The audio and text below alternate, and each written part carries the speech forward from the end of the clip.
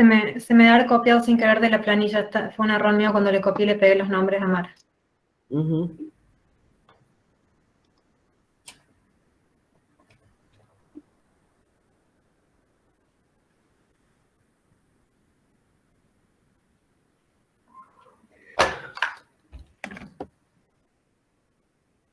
Ya estaremos, ¿sí, no?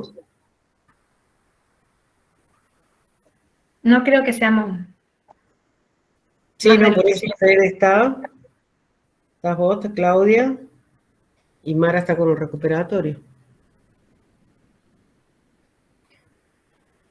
Bueno, voy a empezar a compartir.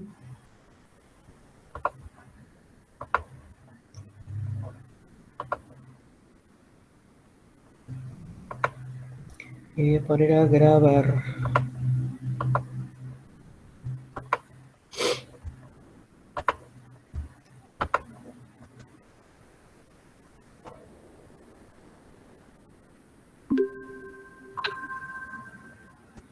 Bueno.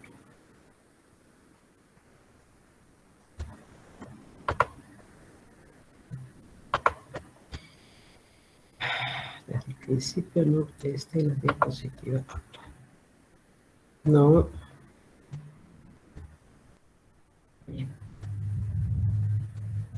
¿Se ve allí? ¿Me escuchan?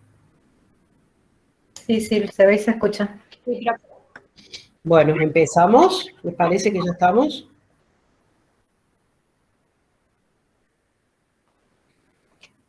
Bueno, aquí pongo mi reloj y 19.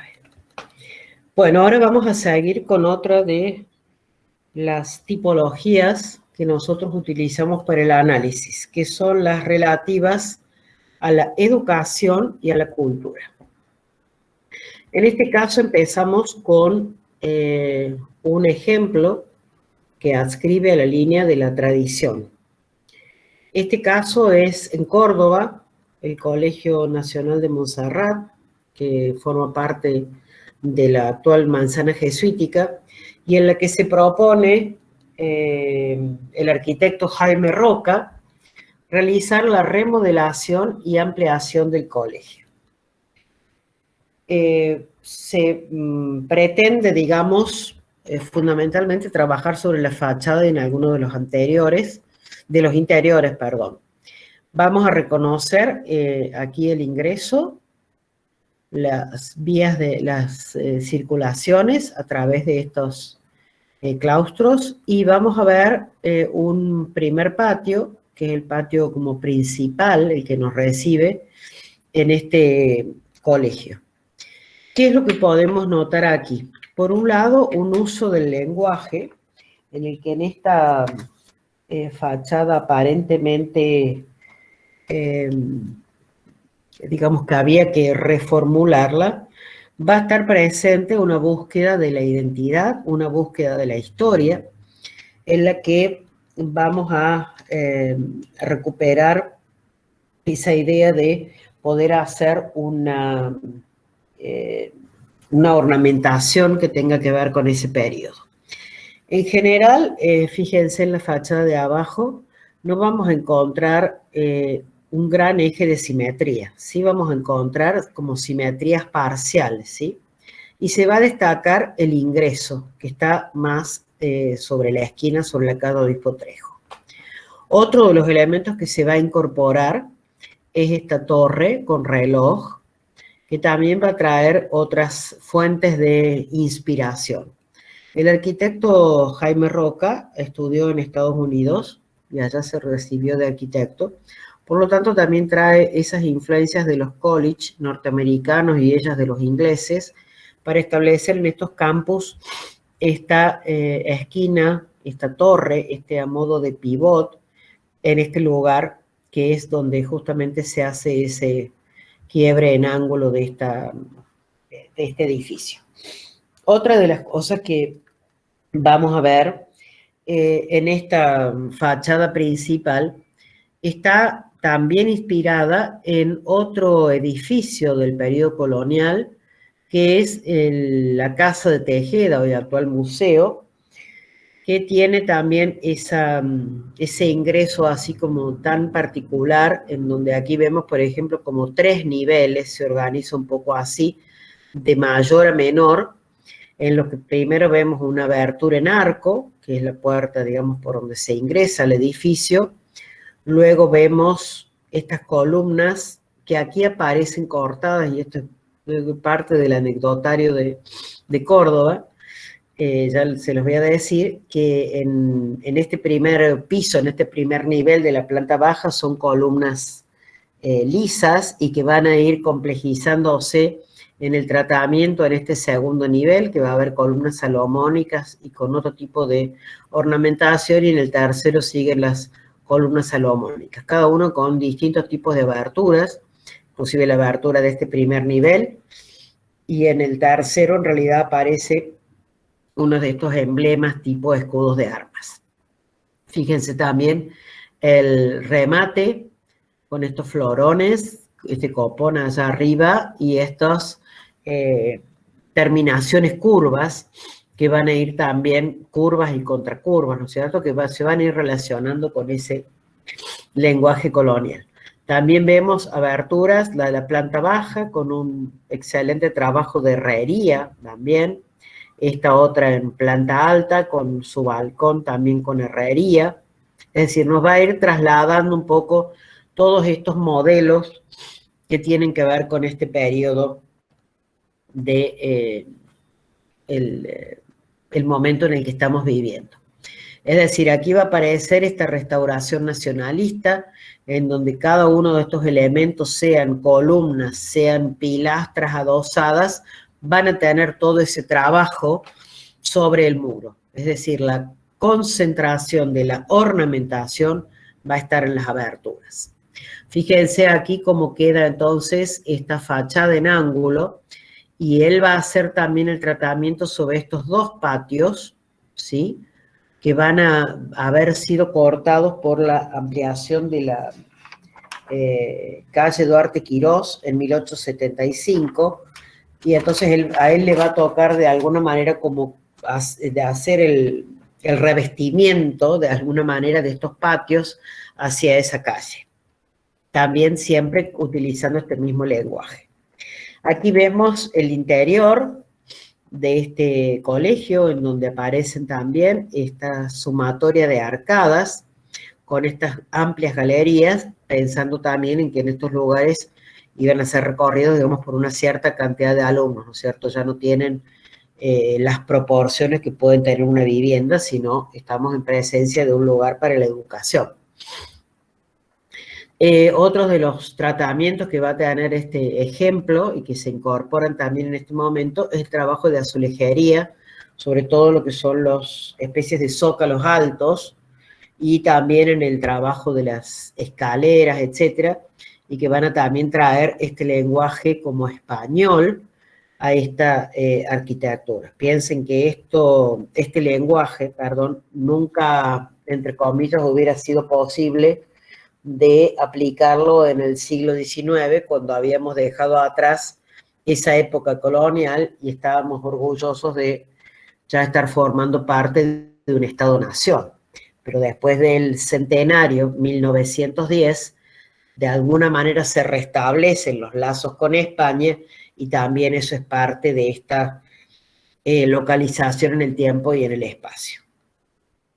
Ahora nos vamos a trasladar nuevamente al otro extremo del continente, en México, y a la ciudad universitaria que habíamos visto en la clase anterior con el urbanismo y cómo estos edificios jugaban dentro de ese gran espacio abierto, y cómo esta arquitectura aparecía realmente como un hito dentro de ese conjunto arquitectónico de la ciudad universitaria, mucho más que cualquier otro de los edificios.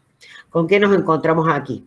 Con un planteo funcional en el que tenemos el ingreso en la planta baja y, digamos, una gran zona que es para lectura, ¿sí?, que va a necesitar iluminación, mejor iluminación natural, por supuesto, pero que va a tener, digamos, una lectura hacia el exterior de una especie de nivel sobre pilotis y planta baja libre, ¿no es cierto? Es decir, va a haber obviamente algunas divisiones, pero el planteo acá va a ser el de la vanguardia, ¿sí? De lo que habíamos visto también en los ejemplos residenciales para la vivienda. ¿Qué es lo otro que se superpone? Se superpone este gran volumen de 6 niveles de altura, si no me equivoco. No eran 6, eran 10 creo. Disculpen, ahí ya me olvidé. En el que ya no van a ser, es un paralelepípedo, ¿no es cierto? Que si lo pensáramos para una arquitectura del movimiento moderno y pensando en aquello de los volúmenes blancos bajo la luz, esto está en contradicción con aquel planteo. El volumen está, pero ¿cuál es el cambio que se produce en este ejemplo?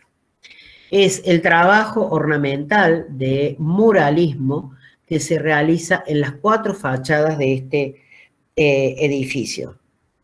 Aquí vamos a ver presente toda la historia de la arquitectura mexicana, desde el prehispánico, ¿sí? Hasta lo que tiene que ver con la lucha del campesinado por tener un lugar en ese país a través de, por ejemplo, la Revolución Mexicana de 1910.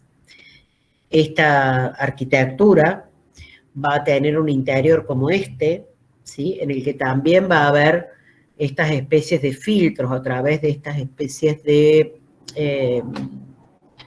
franjas horizontales que van a provocar también este tipo de colores ocres a través de transparencias con mármoles o algún otro tipo de material.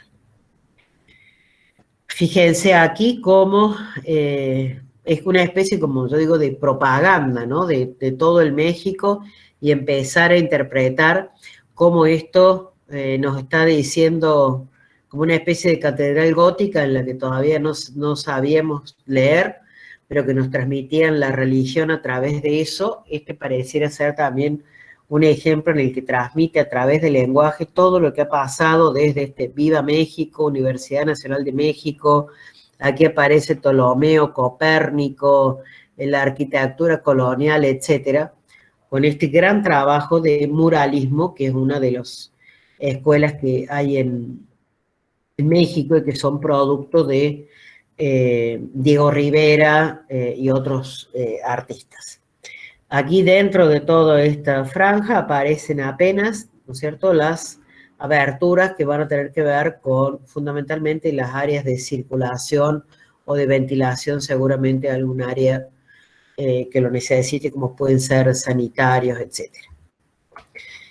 Ahora nos trasladamos a la otra ciudad universitaria que habíamos visto el año pasado, el viernes pasado. Vemos acá el caso dentro de toda esta ciudad universitaria, que habíamos visto bastante en detalle de todos estos recorridos peatonales, etcétera, el caso del auditorio. Este auditorio, que también va a ser obra del arquitecto Carlos Raúl Villanueva, el autor de la ciudad universitaria, se plantea para el plan inicial en el año 44 y se termina en la década del 60. ¿Qué es lo que va a incorporar este arquitecto en esta obra que tiene que ver con la educación, ¿no es cierto? Porque esta va a ser el aula magna principal de todas las facultades que tiene esta ciudad universitaria. Un exterior en donde se va a mostrar la estructura, de alguna manera una estructura a la vista a través de costillas que nacen, digamos, desde lo que sería mostrar un poco donde termina un poco el escenario y cómo eso se abre en forma de abanico con líneas que tienen que ver, por un lado, como creo haberles dicho también, para la arquitectura del Pedregullo y algunas, por ejemplo, el natatorio, que tienen que ver con los arquitectos que manejan la estructura, como el Pierluigi Nervi, y también con el último periodo, digamos, también de Le Corbusier con el brutalismo, ¿sí? Tienen, por eso, esas influencias que van llegando también a esta a estos rincones. ¿Qué es lo importante de esto? El ingreso, ¿sí? A través de esta especie de plataforma, digamos, con las distintas columnas, y después los ingresos que se van a ir dando hacia la sala principal, está en forma de abanico, con un escenario, ¿sí? ¿Qué es lo más importante de este ejemplo? El resolver a través de la estructura y del lenguaje un problema acústico. Uno de los... recuerden que Carlos Raúl Villanueva había vivido en Europa y se había relacionado con muchos de los artistas que trabajaban en aquel momento en la vanguardia en Europa. Ellos son los que habían contribuido también a traer esculturas, pinturas y todo tipo de intervención a toda esa peatonalización que tienen los recorridos. Este arquitecto, que es estadounidense, pero que también estuvo en París, es Alexander Calder, que a través de una invención prácticamente que hace él, de los móviles, se resuelve un tema acústico. Estos móviles, es decir, él de alguna manera es como inventa o pone en práctica, digamos como esculturas, el tema de estas superficies que se van a ir moviendo a través de especies de alambres. ¿Cómo lo lleva acá a una escala arquitectónica? A través de tensores y estas especies de nubes que a su vez también van a tener relación entre sí con los colores, y esto tiene también la influencia del neoplasticismo, y va a resolver perfectamente el tema de la acústica en esta sala. Se dice que es una de las 5 salas con mejor acústica del mundo. Y es una sala, digamos, contemporánea, no como aquellas que nosotros podíamos ver y que eran a lo mejor teatros líricos, etcétera, en otras geografías. Y aquí él también dice que hay una diferencia sustancial entre una obra de integración, que sería este caso en donde arte, estructura y se integran para resolver un tema como un auditorio, y la diferencia es sustancial con lo que es una tentativa de decoración. Es decir, él excluye que esto sea algo solamente decorativo, sino que también esas nubes, ese arte cumple aquí una función. Por algo también este lugar, fíjense cómo se resuelven las bandejas, cómo se resuelve también la iluminación. Por algo también este lugar, la Ciudad Universitaria y este auditorio forman parte de lo que es el patrimonio declarado por la UNESCO Patrimonio Cultural, y que es un patrimonio del movimiento moderno, ¿sí? Ahora pasando a otro tema que es la educación fundamentalmente para las escuelas, y nos movemos a nuestra realidad local, vamos a tener en cuenta lo que pasa con un personaje como Amadeo Sabatini en Córdoba. Amadeo Sabatini primero es ministro de gobierno y luego es gobernador. Fíjense que aparece en la escena política en el año 1928 y es gobernador del 36 al 40. Este personaje político que se va a dedicar a, digamos, lo que le podríamos llamar infraestructura de servicios, propone en su lema proselitista para la campaña, agua para el norte, estamos hablando de la provincia de Córdoba, caminos para el sur y escuelas para toda la provincia. Es decir, él piensa en que va a resolver el tema de la infraestructura para el tema del agua a través de diques, también el tema de la circulación a través de caminos. También piensa en dar un impulso a la industria con las fábricas militares, por ejemplo la de Río Tercero. Trabaja con políticas sanitarias para menores y también para el turismo, que es algo que hasta ese momento prácticamente no se había tratado. Y fíjense que él concede a la oposición el control del presupuesto. Cualquier comparación con nuestra realidad es mera casualidad. Bueno, ¿cuáles son las las propuestas que él hace. Por un lado, como decíamos, estos temas de infraestructura, que también van a mejorar muchísimo la comunicación en la provincia. Aquí vemos 3 ejemplos de educación que pertenecen, digamos, a este mismo plan.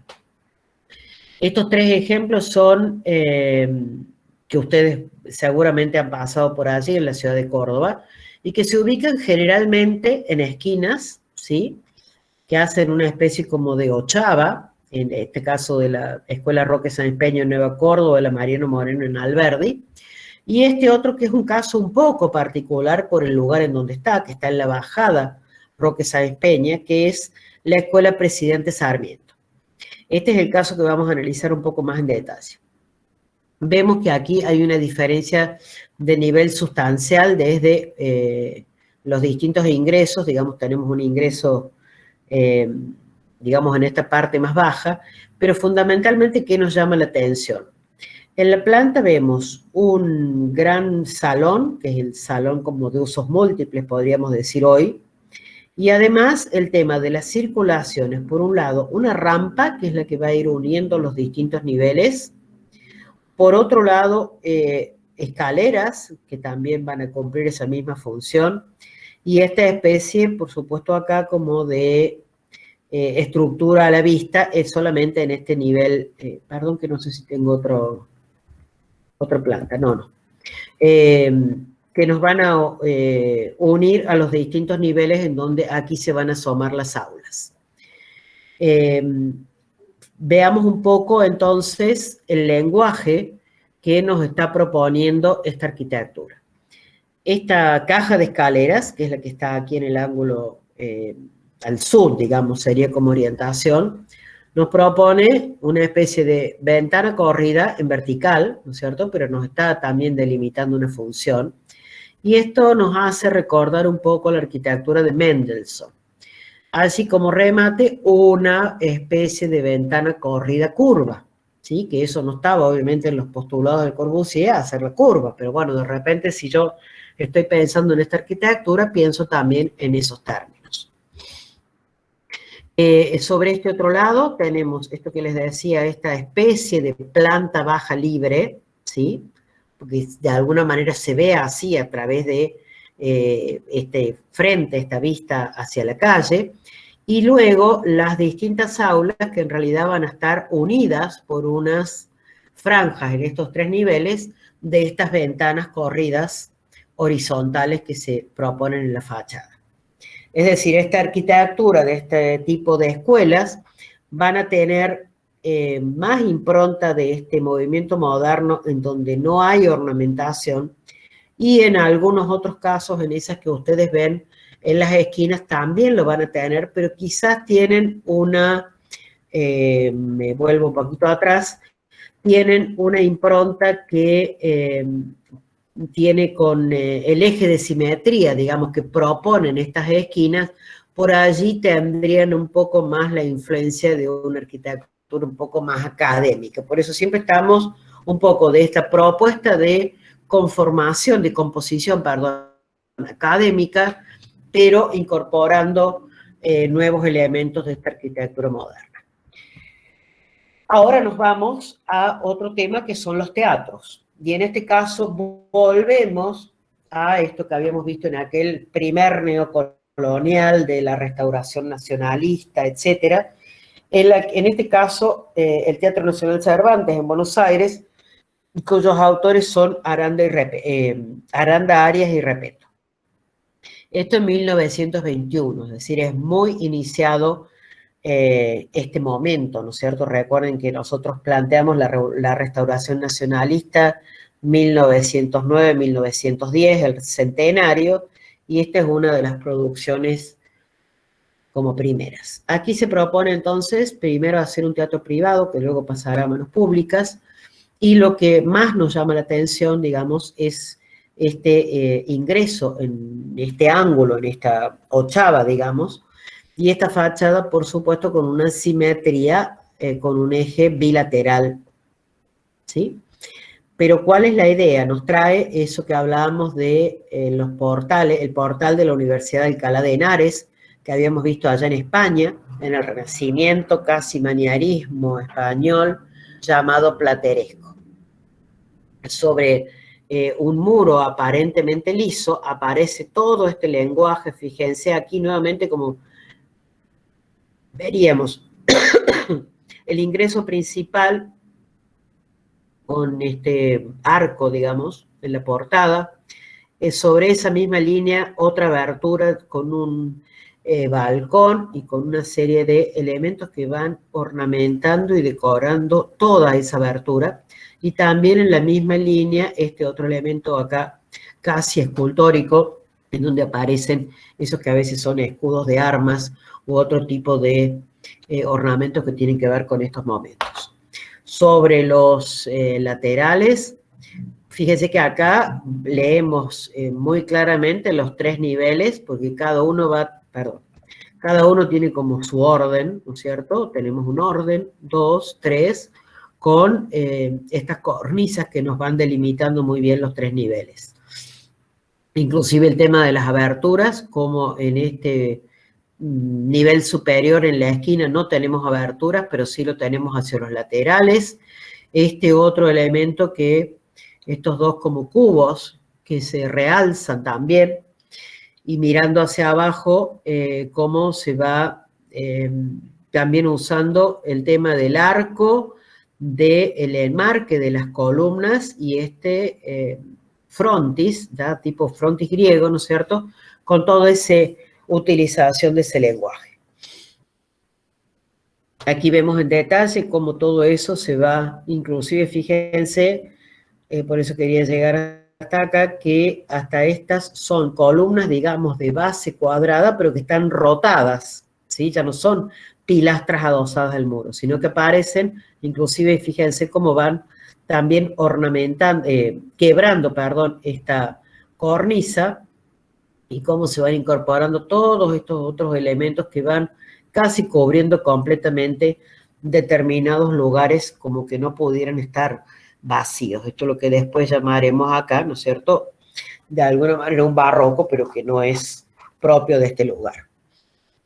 Otro ejemplo que traemos es otro que está relacionado con el teatro, que tiene una sala, fíjense aquí en el corte, una sala prácticamente en este nivel como realzado, en este primer nivel, pero que se le encargan al arquitecto Virasoro para solucionar el tema de los actores y la casa de esos actores.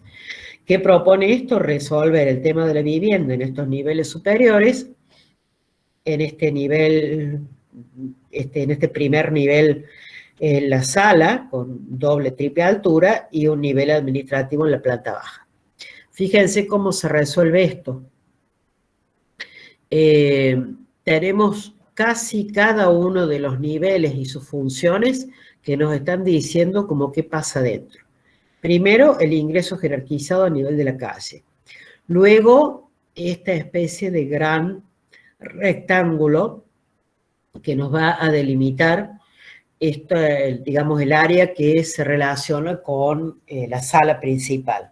Un gran ventanal central, digamos, que está rodeado por toda esa serie de aberturas casi cuadradas, y después vamos a ir teniendo dos niveles, otro nivel, y allá un remate, que también nos hace acordar, inclusive fíjense en esto que allí vemos como ventanas o aberturas cuadradas, hay un cierto como abocinado en esto que también tiene algún resabio del Art Deco, ¿sí? El otro y último caso es el Teatro Gran Rex, que es posterior, digamos, 1937, y que plantea ya la vanguardia, ¿sí? Obra del arquitecto Prebisch, que es el que hizo también el Obelisco de Buenos Aires. Lo plantea sobre la avenida Corrientes, que es la avenida esta ancha de Buenos Aires. ¿Qué plantea? Una planta baja, como muy sobria, debajo de una marquesina, el ingreso, y con puertas que se solucionan en bronce, que son uno de los materiales de ese momento. y sobre eso, sobre esta gran cornisa, se apoya como un gran muro, ¿sí? Travertino, con otra gran abertura. Y el nombre del lugar también destacado. ¿Cómo se resuelve esto en planta como tipología funcional? Un ingreso, pero nos encontramos con una sala que está ligeramente descentrada, diríamos, por un lado por el lote en el que le toca actuar y por otro lado por cómo el autor resuelve la estructura, ¿sí? Fíjense que no va a ser exactamente simétrica esta sala, aparenta serlo, pero no es exactamente, pero va a intentar resolver por estas bandejas, fíjense cómo se van viendo acá, ¿sí? Y que también se resuelven en este corte de esta manera. Estos, digamos, son como 3 niveles que vamos a ver en el interior, y aquí la caja en donde se resuelve todo el tema del escenario. Sobre la calle vemos este hall principal, que es el que va a ser el hall iluminado con este gran ventanal que veíamos allá. Esta es la imagen de ese hall, en donde hay una gran iluminación, pero a su vez hay una lectura muy clara de lo que es el espacio. Es decir, cada uno de los elementos está mostrado con precisión. Fíjense lo que son esas vigas. Fíjense lo que son cada uno de los niveles a los que me va a ir llevando estas escaleras, porque me va a ir permitiendo y me va a ir viendo con todo un tratamiento de un mármol claro, ¿no es cierto?, generalmente travertino, y cómo voy a ir entrando a cada uno de los niveles a través de estas escaleras completas, con barandas también en bronce, ¿sí? Es una arquitectura como bastante... podríamos decir hasta simple, ¿no es cierto?, o sencilla, aunque obviamente que eso nos está llevando al acero, al vidrio, esos materiales que también van a ir apareciendo en este siglo XX. Primera parte. Y aquí vemos otras imágenes. Esta es la sala, fíjense cómo es el tratamiento interior de esta sala, ¿sí? Y fíjense cómo podemos también ver cómo se resuelven problemas o temas acústicos a través de toda esta especie de abocinado que se ve en esa superficie curva superior. Bueno, creo que esta es la última, ¿sí? No sé si he terminado en tiempo, me pasé un poquito, pero bueno, ahora ya pueden ir a los